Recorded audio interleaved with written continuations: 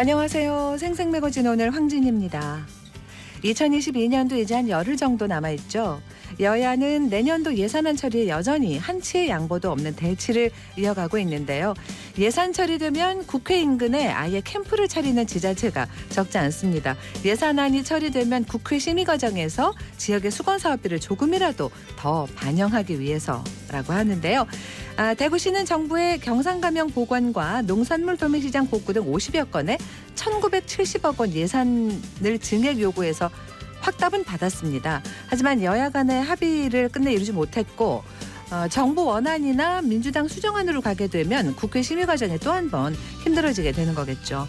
이렇게 정부 예산안은 국회 선진화법 시행 이후에 최악의 지각 처리 기록을 매번 세우고 있는데요. 내년 지자체 예산안은 이제 대부분 확정됐습니다. 오늘 시사초점에서 2023년 대구시 예산안 한번 좀 살펴보겠습니다. KBS 대구 1라디오 생생매거진 오늘 12월 21일 수요일 순서 시작합니다.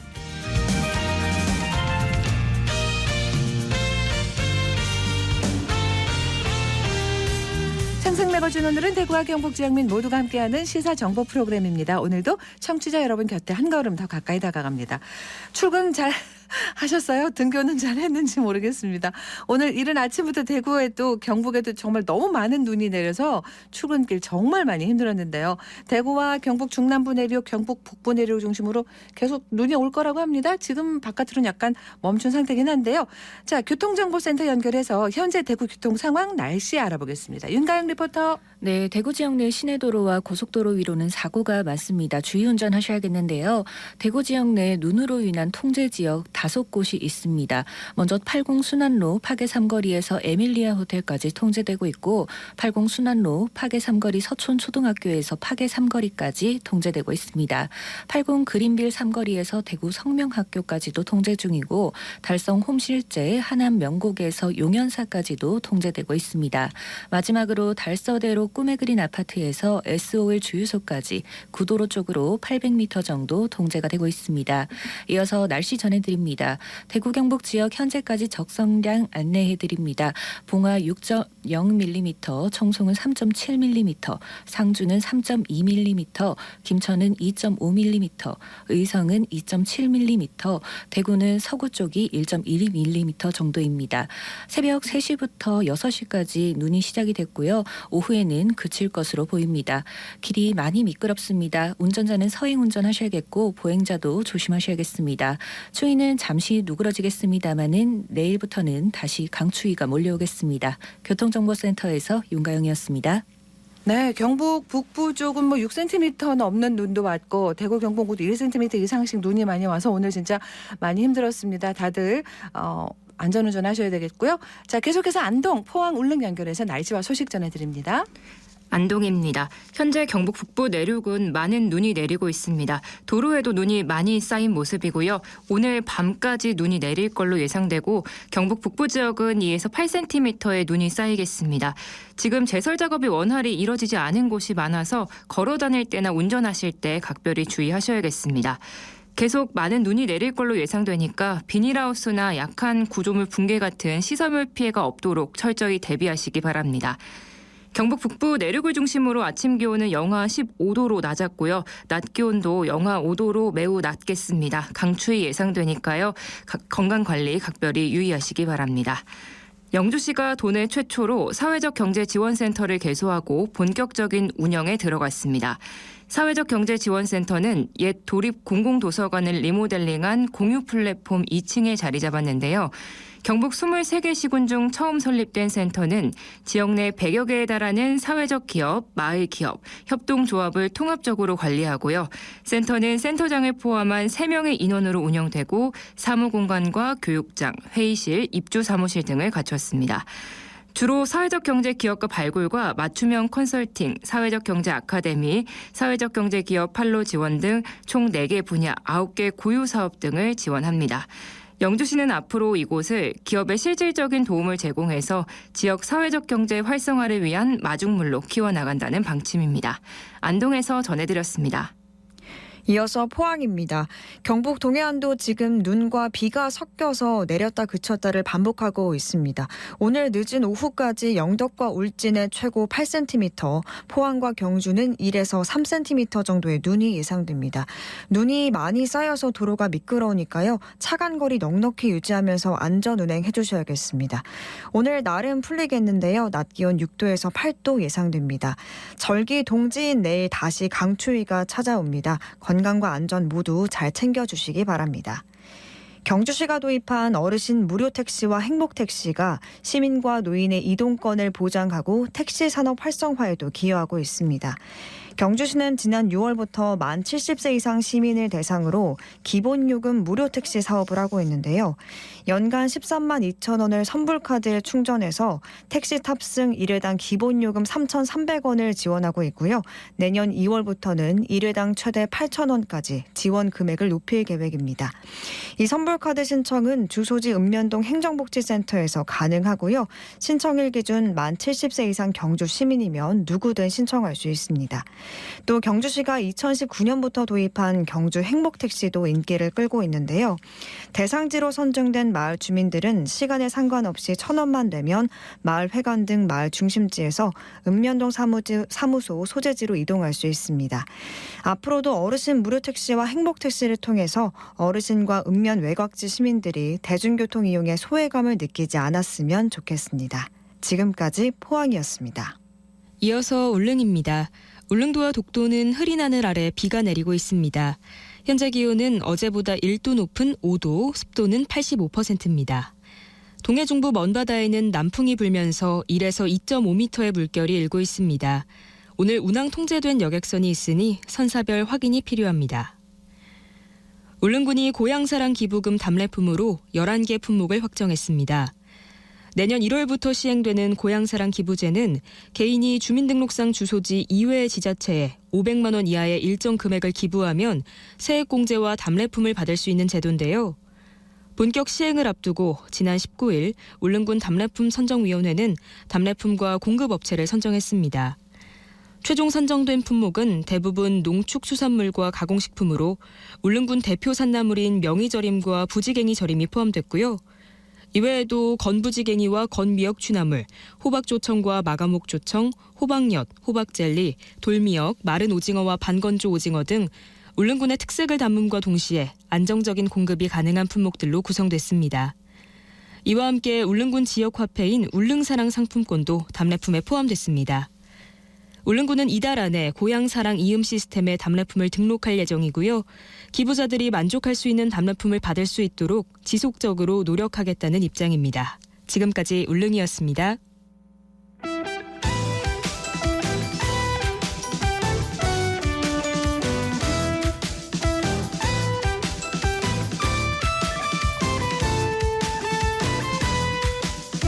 네, 오늘을 보는 키워드 뉴스 수요일에는 오마이뉴스 박정호 기자 함께합니다. 안녕하세요.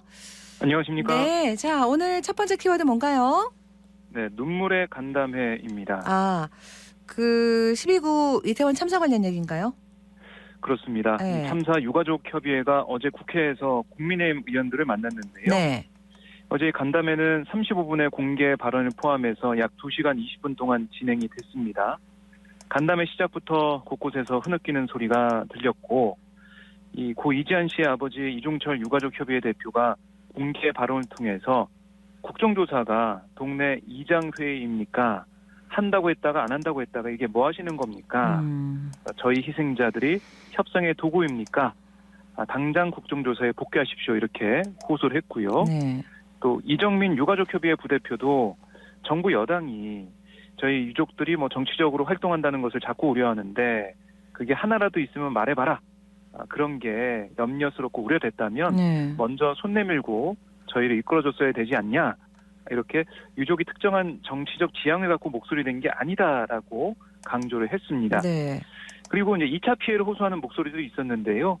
지금 이제 국민의힘 소속 뭐 창원시 의원이나 아니면 국민의힘 내에 있는 국회의원들 중에 이 뭔가 유족들 또 되게 시민단체를 향한 비판의 목소리가 나오고 있거든요. 네.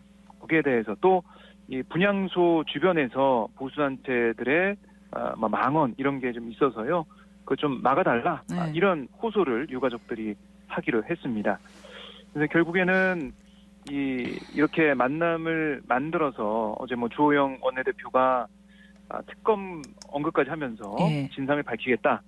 또 뭐 배보상 문제까지 얘기를 하면서 끝까지 진상 규명 뭐 이런 것들을 위해서 힘쓰겠다라고 강조하는 모습도 국민의힘에서 볼 수가 있었습니다. 그러면은 국민의힘 의원들 국정조사 특위 복귀는 한 건가요? 그렇습니다. 어제 이 간담회 이후에 지금 국정조사 특위 국민의힘 위원들 네. 원래는 이상민 행안부 장관 해임 건의안 처리 이후에 사퇴하겠다라는 의사를 주호영 원내대표한테 밝혀왔거든요. 네. 그런데 주호영 원내대표가 이 사퇴를 반려하는 상황이 됐고요.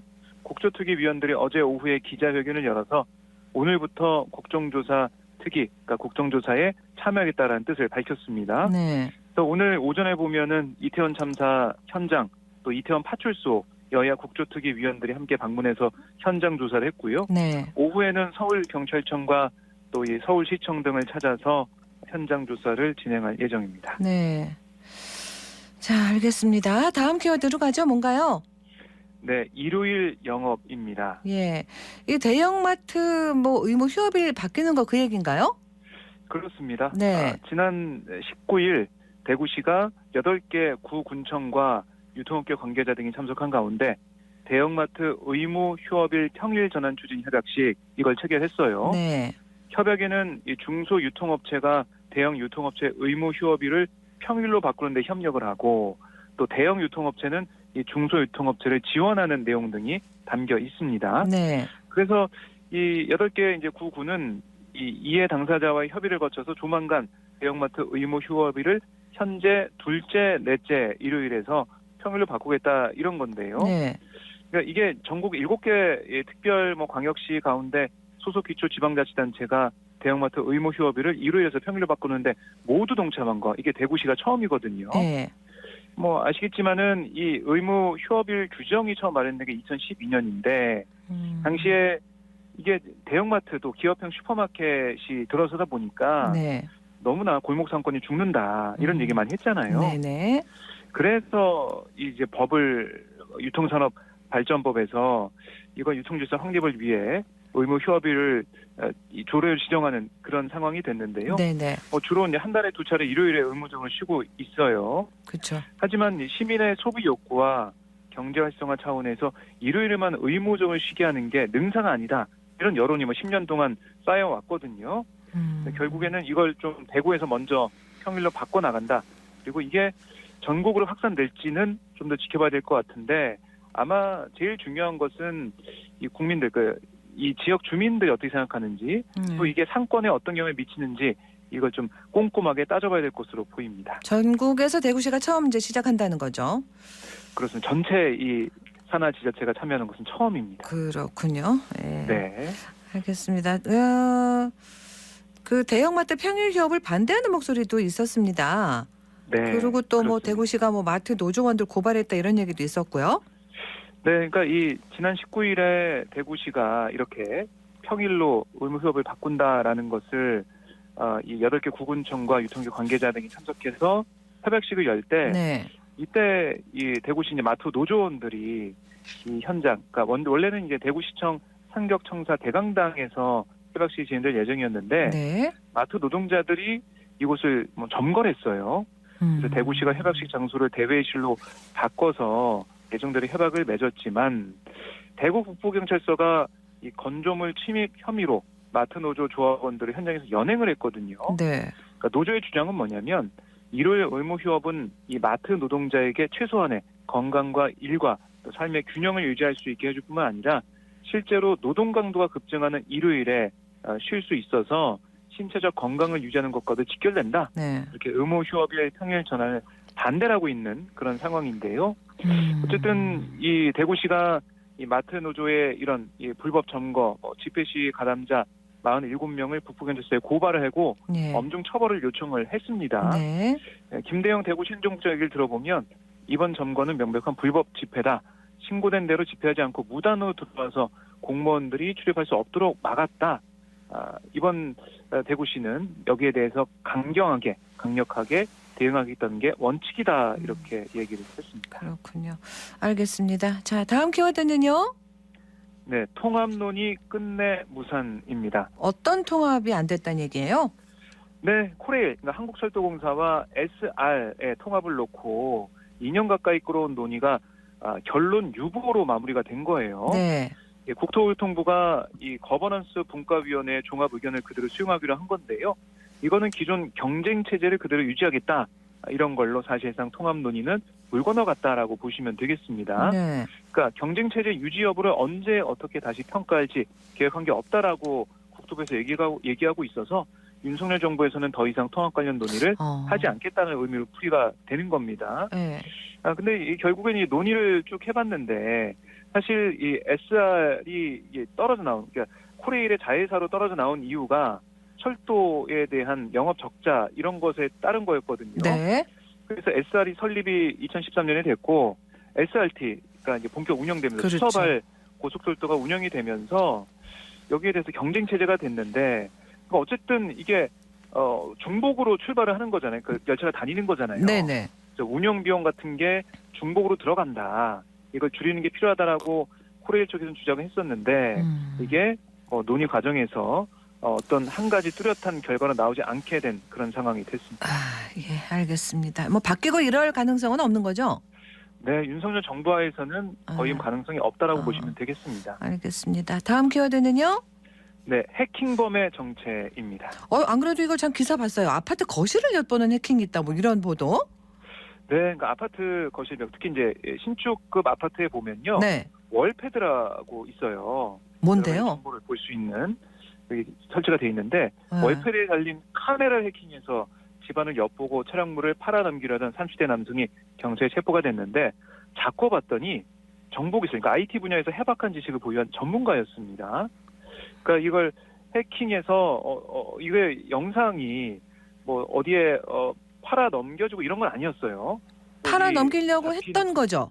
예, 30대 남성도 팔 생각 없었다라고 하고 있는데 네. 경찰은 팔 가능성이 있다라고 본 겁니다. 네.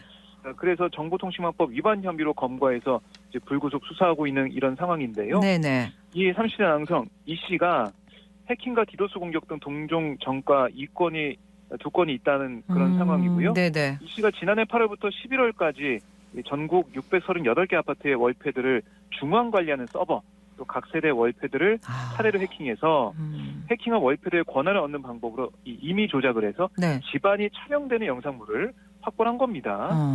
뭐 개인의 이런 여러 가지 정보가 다 들어있겠죠, 된 뭐. 거죠. 네. 근데 사실은 이 씨 같은 경우는 이 해킹을 좀 막을 수 있는 그 보안의 중요성을 강조하는 그 전문가로서 여기저기 뭐 출연하고 이러기도 했거든요. 아, 진짜요? 그래서 이게 참 우리 국민들이 볼 때는 아는 사람이 더 무서워. 네. 섬뜩하죠. 네. 결국에는 이 중앙 관리하는 이 관리실 쪽에서도 이 무선 인터넷이나 이 관리하는 그 비밀번호를 초기화된 상태에 두는 게 아니라 네. 정말 좀 자주 바꾸고 맞습니다. 또 누구도 쉽게 알 수 없는 비밀번호 만드는 게 맞습니다. 중요해 보이는 상황입니다. 알겠습니다. 오늘 여기서 마무리하겠어요. 고맙습니다. 네, 고맙습니다. 네, 오늘을 보는 키워드 뉴스 수요일 오마이뉴스 박정호 기자와 함께했습니다.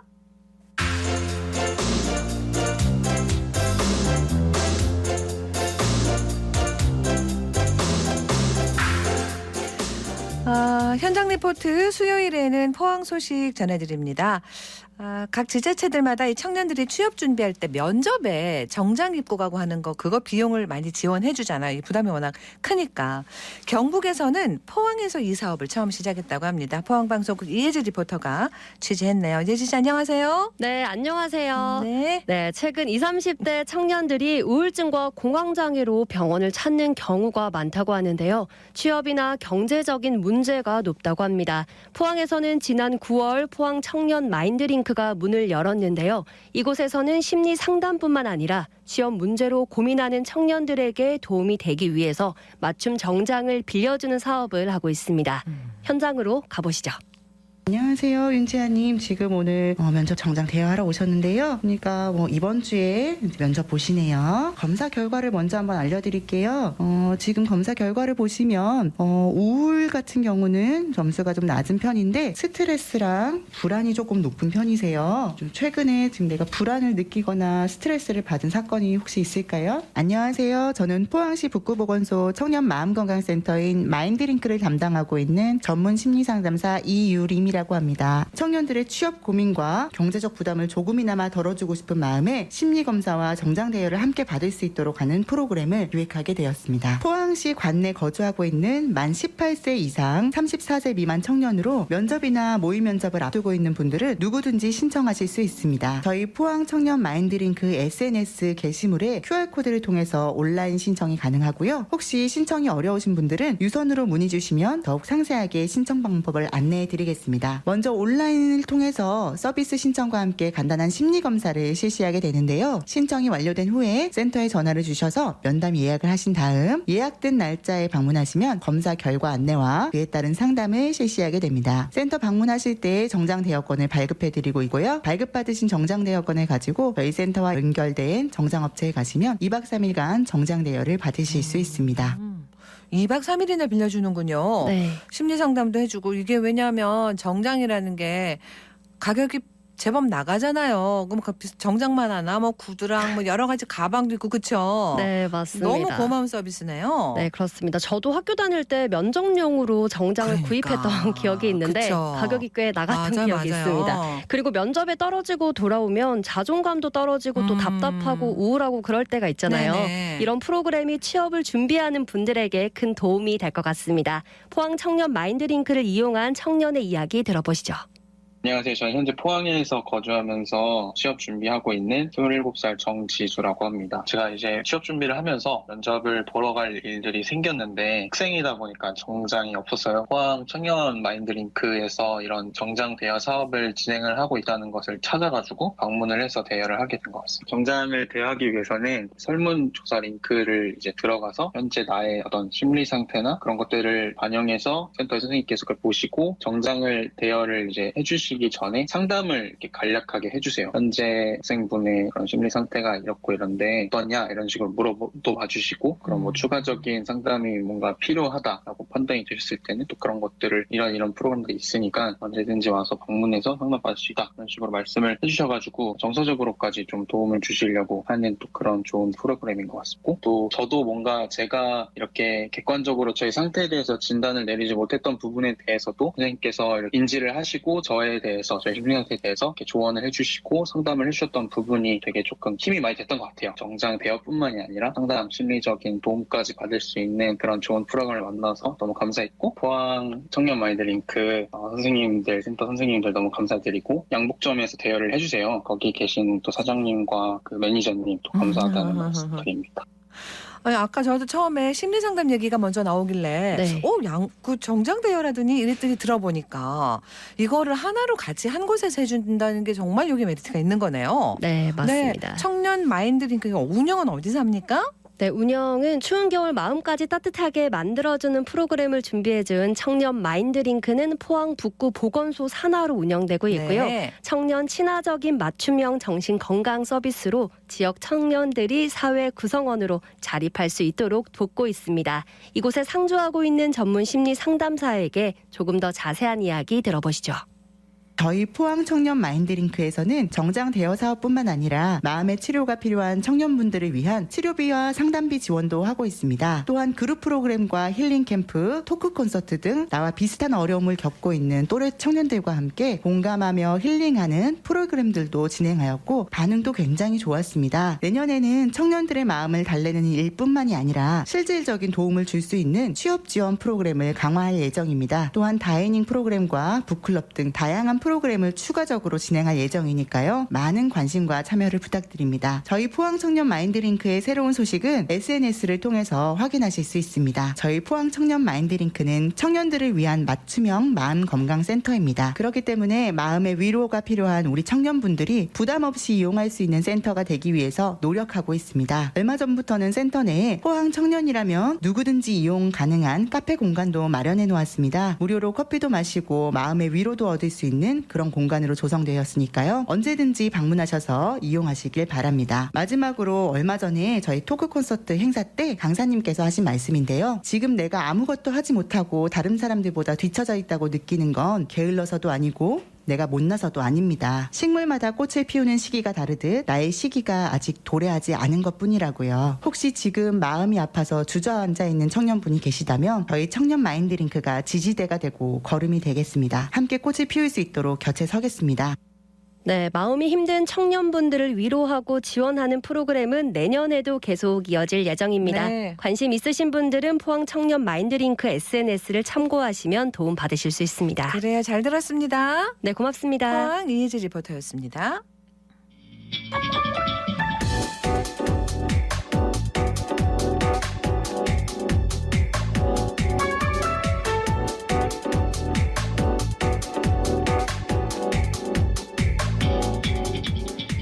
묻고 듣고 생각과 마음을 나누는 방송. 지금 여러분께서는 대구 경북을 보고 듣는 생생 매거진 오늘을 함께하고 계십니다.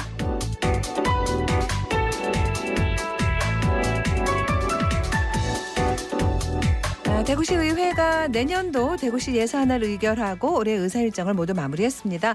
2023년 대구시 예산 약간의 수정이 있었는데요. 내년 대구 살림살이를 좀 큰 틀에서 한번 먼저 살펴볼게요. 대구시 이상규 예산 담당관 연결합니다. 안녕하세요. 예, 안녕하세요. 대구시 예산 담당관 이상규입니다. 네, 한 해 예산을 설계한다는 게 참 어려운 일일 텐데 그만큼 중요하다는 얘기겠죠. 예. 예. 어떤 점들을 가장 중점에 두신 거예요? 예. 저희가 지금도 지역 경기가 참 많이 어려운 상황입니다만은 내년에도 사실 전망이 그렇게 좋지는 않습니다. 예. 저희도 대구시 재정 여건도 사실은 많이 어려울 것으로 예상을 하고 있고요. 그래서 저희가 내년도 대구시 예산 편성에는 4가지 원칙을 정했습니다. 첫째가 건전재정 기조에 맞춰서 균형 예산을 편성을 하자. 네. 두 번째는 이제 민선 8기 공약 사업에 대해서 좀 차질 없이 뒷받침을 하고 또 로봇 반도체 같은 미래 산업 투자에도 좀 집중을 하자. 그다음에 서민과 사회적 약자에 대해서도 두텁게 지원하고 사회 안전망을 강화하자. 그리고 재정 혁신을 통해서 저희가 지금 꾸준히 추진하고 있는 지방채 조기 상환을 네. 그다음에 채무 총량을 감축하는 그런 방향으로 가자. 이렇게 원칙을 정했습니다. 저희가 그 어느 해보다 더 치열하고 신중하게 고민을 해서 예산을 편성했고요. 잘 아시다시피 지난 12월 15일 시의회에서 심의를 거쳐서 최종 의결이 되었습니다. 네. 자, 최종 예산을 보면 어때요? 대구시가 편성한 대로 대부분 다 반영된 건가요? 예, 예산 편성 심의 과정 중에서 일부 감액 증액이 있습니다만은 네. 저희가 2023년도 예산안을 올해보다는 5,975억 원이 증액된 10조 7,419억 원을 의회에 제출했습니다. 네. 시의회 심의 과정에서 저희가 112억 원이 감액이 되었고요. 최종 10조 7,307억 원의 예산이 확정이 되었습니다. 네. 일부 사업의 증감이 당연히 있었습니다만은 저희가 시의회와 치열한 토론을 거치고 또 심도 깊은 의회 심의를 통해서 대부분의 사업들이 반영이 되었고요. 저희 무엇보다 사실은 가장 중요하다고 생각하는 게 저희 시 사상 최초로 매년 한 2천억 이상 발행을 하던 재정사업 신규 지방채를 이번 내년에는 전혀 발행을 하지 않고 네. 세입에 맞춰서 균형 예산을 편성함으로써 재정 건전화를 위해서는 정말 각별한 노력을 저희가 담아낸 것이 저희 내년 예산의 가장 큰 의의라고 생각을 합니다. 시의회 심의라든가 최종 의결 과정에서 좀 변화가 있었던 그 사업, 예산 이런 게 있을까요? 예, 일부가 있습니다. 대표적인 부분을 좀 몇 가지 저희가 말씀을 드리면, 네. 최근에 보조금 사업에 대한 감사를 시행을 하고 그 결과 개선 사항으로 지적된 부분이 있었습니다. 네. 시내버스 재정 지원금, 또 대구교통공사에 대한 운영 지원에 대한 예산, 이런 부분들이 일부 감액을 저희가 시켰고요. 네. 지난 10월에 화재가 발생으로 안타깝게 지금 긴급 복구가 예비비를 투입해서 진행 중인 농수산물 도매시장에 대한 응급 복구비가 내년 예산으로 새롭게 또 정액이 되었고 네. 지금 국가 3단이 곧 이제 입주가 시작되는데 2단계 입주가 시작이 됩니다. 거기에 대한 서편 도로 건설이 시급하다는 판단으로 50억 원이 의회에서 정액이 되었고요. 예. 희망 돌봄과 또 방과 후 틈새 돌봄과 같은 그런 돌봄 사업에 의회에서 또 정액이 되면서 취약계층에 대한 지원 배려도 강화가 되었습니다. 네. 말씀 시작하시면서 내년 아주 어려운 재정 여건이 될 거다라고 얘기를 하셨어요. 네. 근데 이제 투자는 해야 되는 투자는 해야 되고 써야 되는 예산은 써야 되는 거 아니겠습니까? 그죠? 그렇죠. 줄이는 건 줄이지만 중점 투자 분야 중에 가장 많이 예산 편성한 사업은 뭔가요? 예, 저희가 한 6개 분야를 가지고 전체 저희가 내년 예산을 편성을 했습니다만은 네. 그 중에 가장 크게 예산이 반영된 부분이 촘촘하고 두터운 그 사회 안전망 구축, 그다음에 도심 활성화, 도시 균형 발전 이 부분에 가장 많이 편성이 되었고요. 네. 저 시장 공약 사항인 광역시 최초 70세 이상 어르신 대중교통 무료화 지원 사업에 저희가 204억 원, 그다음에 서민 자녀 교육 바우처 지원에 저희가 54억 원, 그다음 또 한부모 가족 자녀 양육비에 330억 원, 뭐 이렇게 해서 총 5조 1,600억 원 정도가 편성이 되었고요. 네. 그다음에 서부 발전권을 위해서 저희가 미래 비즈니스 발전소 건립에 64억 원, 또 도심 활성화, 도시 균형 발전을 위해서 두리공원에 시민 광장 조성과 혼잡도로 개선, 광역도로 건설 뭐 이렇게 해서 네. 1조 1,254억 정도가 편성이 되고 아마 제일 중점 분야가 그쪽입니다. 근데 힘들다고 너무 움츠러들고 감축하거나 이렇게 막 그 긴축하고 이렇게 하면 오히려 더 좀 힘들 수 있거든요. 맞습니다. 예, 네, 맞습니다. 그래서 가야 될 곳은 가야죠. 맞습니다, 예. 맞습니다. 그래서 대구시의 계획을 크게 보면 어떻다라고 볼 수 있을까요? 저희가 아마 민생경제에 활력을 당연히 말씀하신 것처럼 드려야 되고요. 네. 또 미래 준비하는 투자 사업에도 저희가 좀 집중 지원을 해야 되는 부분이 있어서 최근 예전에 저희가 대구에서 개발한 배달앱 대구로 네. 이 부분에 대해서 좀 더 추가로 20억 원 정도로 또 골목 경제권 조성을 위해서 저희가 한 20억 원, 또 소상공인과 또 지역 청년에 대한 성장 산업에 대해서 저희가 한 20억 원 이렇게 해서 총 3,220억 원 정도가 민생경제 활력에 편성이 되었고요. 네. 미래 50년 번영 사업에 대해서 저희가 늘 말씀드렸던 UAM, 도심 항공교통, 또 반도체, 로봇, 헬스케어, 또 ABB 산업 같은 이런 분야에 저희가 총 3,019억 원을 편성을 해서 내년에도부터 이제 집중 투자해 나갈 계획입니다. 예. 일단은 내년 예산안은 확정이 됐고요, 그죠? 예. 네, 가장 큰 관심을 모은 게 신청사 쪽 얘기 설계비잖아요. 예, 그렇습니다. 근데 예. 이제 대구시의회가 이걸 전액 삭감했다고 들었는데 그러면 내년에 사업이 진행이 안 된다는 건가요? 예, 뭐 말씀처럼 많은 관심을 가지셨는데요. 제가 원래 계획이 시민들이 염원하시는 바처럼 신청사를 건립하기 위해서 2023년도에 기금 운영 계획으로 저희가 편성을 했었습니다. 네. 그래서 내년 상반기에 공모를 하고 설계비 130억 원을 저희가 넣었었는데 시의회 심의 과정에서 이제 전액이 삭감이 되었고요. 저희는 뭐 지난번 보도자료에도 한번 나갔다시피 뭐 시의회에 대한 그런 내용에 대해서 뭐 저희가 수용을 하고 청사 건립 계획은 일단 중단입니다. 네. 그리고 내년 말에 2024년도 예산 편성 과정에 재정 현황이나 뭐 여러 가지 사항들을 고려해서 다시 검토해야 될 그런 상황입니다. 네. 민선 8기 중요 공약들은 차질 없이 진행할 수 있는 예산이다라고 할 수 있는 건가요? 저희가 좀 중점적으로 반영을 해야 될 사업들이 당연히 있었고요. 네. 민선 8기 공약 사업이기도 하지만 대구시 미래 50년을 준비하는 사업이기도 합니다. 그런 사업들과 관련해서 군공항 이전 또 신공항 기본 구상 뭐 이런 부분에 대해서 사업 타당성 검토 용역이나 제반 사항 용역비에 대한 부분이 들어가 있고요. 예. 미래 산업 육성을 위해서 저희가 블록체인 메인넷 또 ABB 산업 초기 시장 진출 또 디지털 헬스케어에 대한 의료기기 실증 지원 사업들, 아까 말씀드렸던 택시 앱 활성화 지원과 어르신 버스 무료화 지원, 예. 또 의료원 기능 및 전문 인력 보강으로 해서 제가 133억 원을 추가 투입을 하고 있고요. 농산물 도매 시장에 대해서는 또 이전 타당성 영역을 우리가 2억 원을 반영을 해서 다시 시작을 합니다. 시에서 저희가 주요 공약 사업에 대해서는 의회에 충분히 설명을 하고 네. 잘 설득을 시켜서 잘 반영이 되어서 본격적으로 사업을 추진해 나갈 계획입니다. 지금 민선 8기 출범하고 계속 대구시에서 예산 대비 부채 비율이 높다, 재정 상태가 좋지 않다 이런 얘기가 계속 나오는데요. 예. 실태가 어느 정도입니까? 말씀처럼 사실 부채 상황이 좋지는 않습니다. 지금까지 계속 확장 재정 연계로 해서 저희 대구시가 2021년 말 기준으로 부채가 2조 3,704억 원이었습니다. 네. 그 당시 채무 비율이 19.4%였고요. 이렇게 나누면 전국에서는 사실 두 번째로 높은 수준입니다. 네. 그다음에 코로나19와 또 경제 방역 또 저희가 장기 미집행 공원 매입으로 해서 채무가 상당히 많이 증액된 부분이 있었기 때문에 네.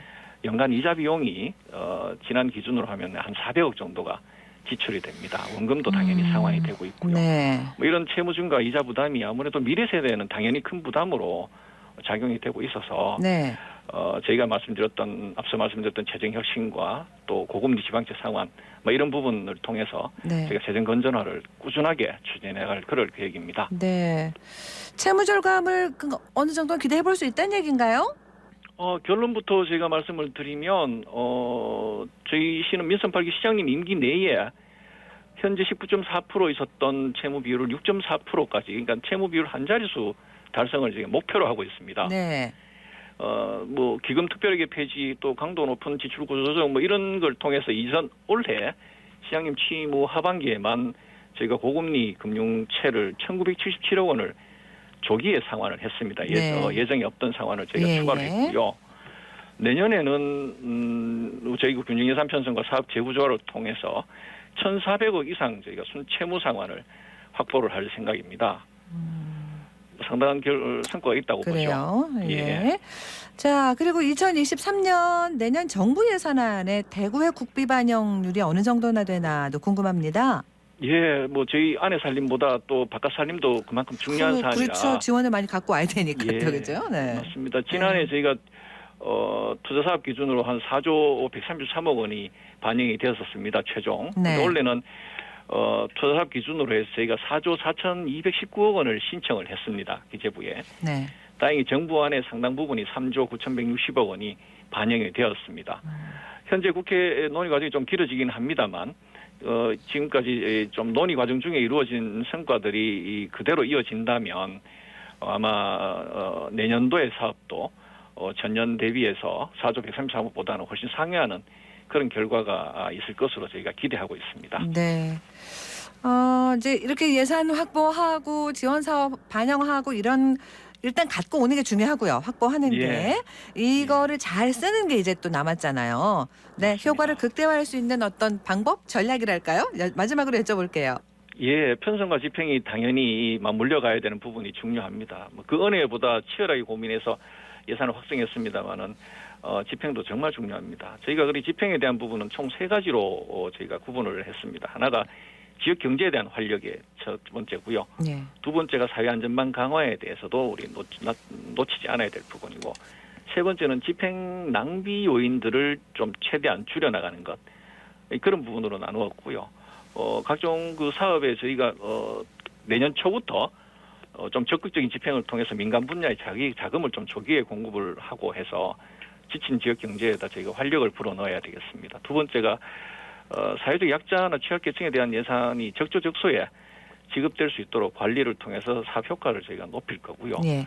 세 번째가 재정 집행에 대해서는 정말 체계적이고 적극적으로 관리해서 세금이 한 푼이라도 헛되이 쓰이지 않도록 낭비되지 않도록 그렇게 각별히 노력해서 집행을 할 계획입니다. 알겠습니다. 오늘 말씀 여기서 마무리할게요. 고맙습니다. 예, 고맙습니다. 네, 대구시 이상규 예산 담당관과 얘기 나눴습니다.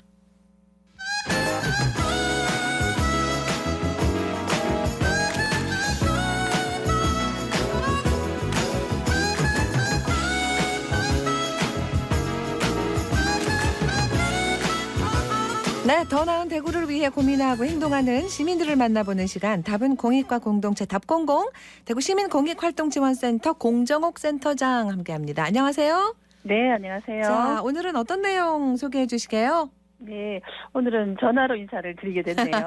네, 날씨가 이래가지고. 그렇죠. 오늘 제가 소개해드릴 내용은 지역의 여러 시민사회 단체들이 공익 활동을 펼치고 있지 않습니까? 네. 그런 단체들이 어떻게 하면 조금 더 변화에 이제 발맞추어 성장할 수 있을까? 이 부분에 대한 저희가 지원 사업을 펼쳤습니다. 네. 그래서 변화성장 프로젝트란 이름으로 진행을 했었고요. 어떻게 촉진시키고 어떠한 변화가 일어났는지에 대해서 소개를 해드릴 건데 지역에 있는 단체들을 다 지원해드리면 좋았겠지만 올해는 3개 단체 정도 함께 했었고 예. 사단법인 대구여성장애인연대 그리고 희망토 마을사회협동조합 그리고 대구 참여연대 이렇게 3개 단체가 저희 변화성장 프로젝트에 함께 하게 됐습니다. 그 쭉 해와서 이제 보는 건데 여러 가지로 변화 성장이 있었겠죠. 그런데 그렇죠. 우리 네. 공익활동에서는 특히 어떤 부분에 집중했을까요? 네. 이 프로젝트 진행하면서 그런 얘기를 많이 하시더라고요. 변화성장이란 이 단어가 굉장히 공감이 갔다. 이런 얘기들을 하시던데 사실 우리가 이제 뭐 변화라는 얘기는 굉장히 많이 쓰잖아요. 일상에서도. 그렇죠. 그런데 정작 어떤 부분을 우리가 어떻게 개선하고 변화해야 되는가에 대한 내용을 집중할 수 있는 시간들은 많지 않았던 것 같아요. 그래서 네. 그러한 기회를 제공해 주는 게 어떤 역할이 있었고요. 또 하나는 이제 변화 그러면 우선 조금은 부정적인 생각을 가지시기도 하세요. 왜냐하면 그전에 했던 게 다 잘못되었던 건가? 이게 뭐 문제라고 생각을 한다는 건가? 이런 생각도 가질 수 있는데 사실 어쩌면 변화는 너무 자연스러운 거거든요. 변하지 않는 게 없잖아요. 네네. 변하지 않는 게 없다는 게 많이 유일한 것처럼 굉장히 자연스러운 거라서 맞습니다. 이것을 어떤 부정적인 인식보다는 좀 큰 흐름에서의 수용적인 태도를 가지다 보면은 훨씬 좋은 이제 성장이 촉진될 거다 생각이 들고요. 특히나 이제 지역에서 활동하는 공익 단체들 같은 경우 시민들과 늘 함께 하지 않습니까? 네. 그런데 이제 시민들도 사실 과거에 보다는 인식 수준이라든가 또한 정보의 양이라든가 그리고 활동을 펼치는 형태 등이 굉장히 다양해졌습니다. 그래서 어떻게 하면 좀 더 시민들과 다가갈 수 있을까 하는 초점으로 변화성장 프로젝트를 진행하게 됐죠. 네. 그래서 결국은 시민들에게 가 닿는 거잖아요. 제일 중요한 그렇죠. 게 그죠? 네. 많은 시민들한테 그러기 위해서 이제 다양하게 뭐 소통 방법이라고 그럴까요? 그런 거에서 변화가 필요하다 이런 부분도 중요하겠습니다. 네, 그렇습니다. 뭐 소통 얼만큼 중요하다고 말해도 모자라지 않을 정도로 맞아요. 그렇죠. 소통 굉장히 중요하죠. 더구나 이제 한국 사회는 뭐 제가 생각하기에는 어떤 영역이든 일정 정도의 기반은 마련돼 있다고 생각을 합니다. 네. 근데 그 기반 위에서 얼만큼 더 디테일하고 세부적으로 교류하고 소통할 것인가 사실 좀 관건이거든요. 네. 그래서 지역에 이제 활동하는 단체들도 아주 세세하게 우리의 활동을 좀 점검하는 과정을 거쳤는데 예를 들면 이제 첫 번째 주제가 우리는 왜 이 일을 하는가라는 주제로 참여 단체들이 강의도 하고 워크숍들 하고 네. 근데 사실 활동을 막 펼치다 보면 근본적인 물음을 하는 걸 간과하는 경우가 많거든요. 네. 하지만 다시 돌아가서 우리는 왜 이 일을 하는가 그리고 두 번째는 우리를 어떻게 설명할 수 있는가 우리의 언어는 무엇인가 이 언어에 대한 얘기를 좀 집중을 했는데 지역에 이제 단체들이 활동을 하다 보면 시민들과 만날 때 팜플렛이라든가 브로셔라든가 이런 것들을 많이 이용하잖아요. 그렇죠. 이용하는데 그 안에 지역에서 펼치고자 하는 공익적 가치를 결국 이제 주장을 하게 되는데 이 내용과 언어가 시민들에게 다가가야지 공감을 얻을 수 있지 않습니까? 맞아요. 예. 그래서 우리는 과연 어떤 언어로 시민들과 만날 것인가 언어에 대한 부분을 많이 좀 집중해서 워크숍도 하고 컨설팅을 했었고요. 예. 그리고 이제 3개 단체가 참여했다고 말씀드렸잖아요. 네네. 3개 단체의 공통점도 있지만 개별 단체 특징이 있기 그렇겠죠. 때문에 네. 개별 단체마다 컨설팅이나 피드백도 주고받고 마지막에는 이제 토크쇼도 하면서 네. 서로 결과물들을 공유하는 그런 자리도 가지게 됐습니다. 예. 이 변화 성장 프로젝트 성과 공유의 현장 모습 저희가 취재했는데 한번 만나볼게요. 저는 이 자리를 빌어서 이분들 이야기 꼭 들어야 될 것 같습니다. 우리 시민공약지원센터에 담당하셨던 이태용 매니저님이랑 그다음에 이 실제 브로셔를 제작한 우리 아울러 사회협동조합의 두 분 앞으로 저보다도 고생 많으셨어요.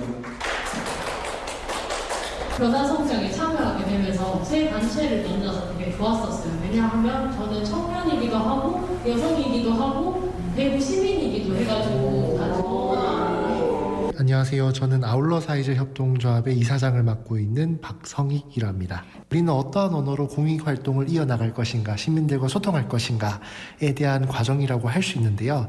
아무래도 그 언어에 대해서 좀 더 깊이 있게 고민하는 시기가 되었던 것 같습니다. 드러난 결과물은 브로셔 하나일 수 있지만 전체적으로 우리의 어떤 고민을 어떤 것들을 두고 할 것인가 또는 어떠한 방향으로 우리가 조직, 단체를 이끌어 나갈 것인가 이런 전체적인 고민의 시간들을 많이 가지게 된 것이 또한 하나의 중요한 결과인 것 같습니다. 대표적으로 우리가 누구를 위한 활동을 할 것인가 그 대상을 좀 좁혀서 선택을 하자. 그래야 그 대상이 사용하는 언어에 맞추어서 우리가 브로셔를 제작할 수 있지 않겠냐. 이런 식으로 공익활동 하시는 분들이 좀 모든 분들을 돕고 싶고 함께하고 싶은 마음이 크시잖아요. 그래서 거기에 대한 좀 어려움이 있었는데 이제 우리가 한꺼번에 모든 사람들과 함께 할 수 없고 또 대상을 한정 지으면은 좀 더 깊이 있게 다가갈 수 있다라는 걸 좀 오랜 시간 동안 설득하는 과정이 있었는데요. 그 시간이 좀 재밌기도 했었고 치열하기도 했었는데 결과적으로는 다 같이 만족할 수 있게 된 것 같아서 네, 좋은 과정이었던 것 같습니다. 네, 그러니까 이게 시민들과 소통을 위한 방법을 고민해보고 찾고 결과물도 낸 거잖아요. 네, 그럼 이제 그렇죠. 이게 단체 내에서 이제 그 조직 활동을 돌아보는 참 좋은 그 계기가 됐겠습니다. 네, 맞습니다. 이게 프로젝트를 진행하다 보면 대체로 말씀하신 것처럼 그 결과물은 이제 나타나는 최종 마무리 단계지만 그 과정에서 굉장히 단체 내 활동을 돌아보는 계기가 되거든요. 더구나 이제 어떤 언어로 만날 것인가에 대한 얘기는 사실 구성원들마다 조금씩 달라서 크고 작은 갈등이라고 해야 되나 없지는 않았지만 없을 수는 없죠. 네. 그렇죠. 네. 결과적으로 잘 이제 조정하는 결과물이 있었고요. 특히 이제 세계단체 중에 여성장애인연대 관련해서 잠깐 말씀드리면 이제 여성장애인이라고 하면 저희가 떠오르는 이미지가 있지 않습니까? 네네. 굉장히 이제 어려운 일상들을 살아가실 건데 그동안에는 이런 것들을 거창한 구호로 얘기했다면 이제 굉장히 평범하고 일상적인 언어로 시민들에게 좀 다가가자. 카페도 갈 수 있고 공원도 갈 수 있고 거리도 거닐 수 있는 그 권리를 우리도 함께 했으면 좋겠다.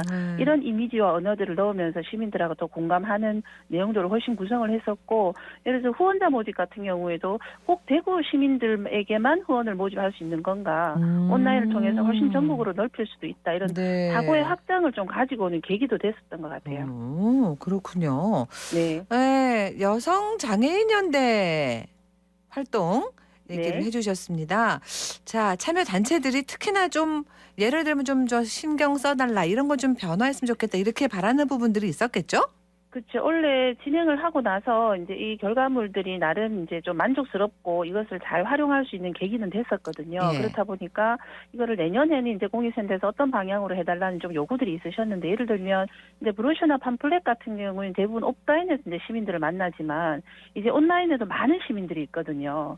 그래서 온라인에서 시민들을 만나려고 할 때 어떤 경로로 우리가 만날 수 있을까? 어떤 언어와 어떤 방법으로 만날 수 있을지 이런 온라인에서 시민들을 만날 수 있는 지점들 이 부분에 대한 요구가 굉장히 많이 있어서 네. 저희가 내년 사업 계획을 할 때는 원래 했던 오프라인의 뭐 브로셔나 어떤 홍보물을 만드는 결과물도 있겠지만 온라인에서 어떻게 시민들과 소통할 것인가 맞아요. 그리고 단체 활동을 알릴 것인가 이 부분도 조금 더 이제 신경을 쓰려고 합니다. 네. 자, 이번 프로젝트를 통해서 어떤 점들을 보고 배우고 느끼고 했는지 그 얘기도 한번 들어볼게요. 네, 안녕하세요. 저는 대구 여성장애인연대에서 활동하고 있는 최현진이라고 합니다. 네, 저희 대구 여성장애인연대는 2000년에 창립해서 활동하고 있는 22년 된 여성장애인 당사자 활동단체입니다. 제일 큰 변화라고 하면 저희 기관을 객관적인 시각에서 이야기하고 또 바라볼 수 있는 시간을 가진 점이 가장 의미가 있고 저희 기관에 도움이 되었어요. 저희가 이 사업을 통해서 선택하게 된 대상자는 20, 30대 발달장애 여성입니다.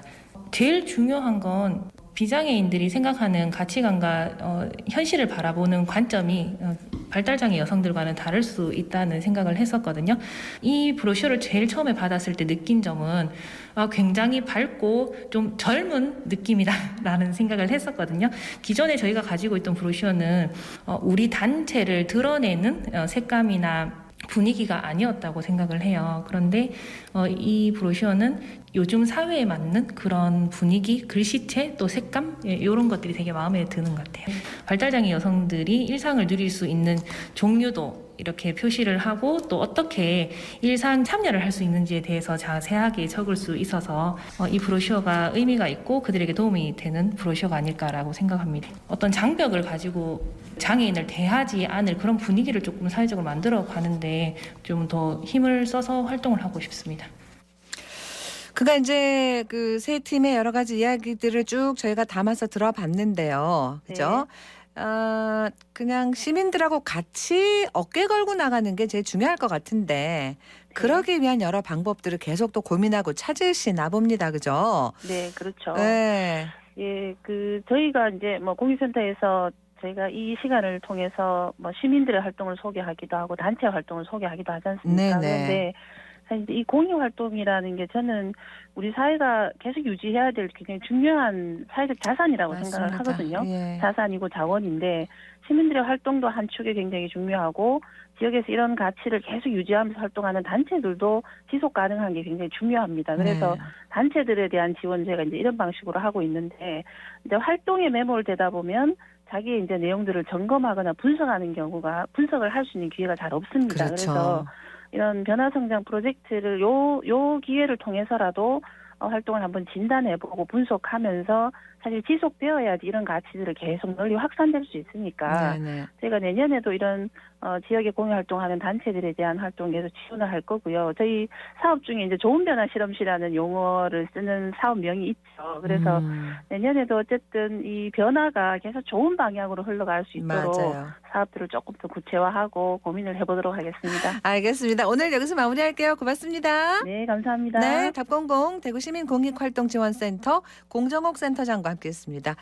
지금은 눈은 그쳤는데요. 교통 통제 구간 어떤 변화가 좀 있는지 한번 알아볼게요. 윤가영 리포터. 네, 먼저 고속도로부터 살펴보겠습니다. 중부내륙고속도로 창원 방향으로 점촌 한창 나들목 1km 못 간 지점입니다. 대형 윙바디 차량이 도로 밖으로 이탈하는 단독사고 있는데요. 현재 구급차는 도착한 상태입니다. 광주 대구고속도로는 광주 방향으로 농공교 위쪽 1차로와 2차로에 걸쳐 승합차 사고 있습니다. 뒤쪽으로 정체 많이 되고 있습니다. 중앙고속도로는 부산 방향으로 군위휴게소 153km 지점입니다. 갓길 쪽으로 1톤 화물차 사고 처리 중입니다. 이어서 시내도로입니다. 대구 지역 내 눈으로 인한 통제 지역이 있는데요. 먼저 달성군 헐티제 지방도입니다. 달성 가창오리에서 헐티제 정상까지 10km 정도 통제가 되고 있고 달성군 홈실제 하남 명곡에서 옥포 용현사까지 5km 구간 통제됩니다. 지금까지 이 시각 교통정보였습니다. 아침에 오면서 보니까 막 펑펑 내리다가 어느 순간 또 좀 비도 좀 내리다가 이렇게 하던데 여기서 기온이 이제 더 낮아지면은 빙판길이 되는 거겠죠. 그리고 블랙아이스 정말 무서운 거잖아요. 정말 운전할 때 오늘 같은 날은 아주 조심해야 됩니다. 보행자 우선이라는 거 꼭 우리 기억하고요. 걷는 분들도 주머니에 혹시 손 넣고 걷다가 이렇게 미끄러지고 이러면 또 큰일 나잖아요. 서로가 다 조심해야 되겠습니다. 내일 다시 기온이 큰 폭으로 뚝 떨어진다고 하거든요. 추위 대비 좀 오래오래 해둬야 되겠습니다. 12월 21일 수요일 생생매거진 오늘 여기까지입니다. 함께해 주신 여러분 고맙습니다.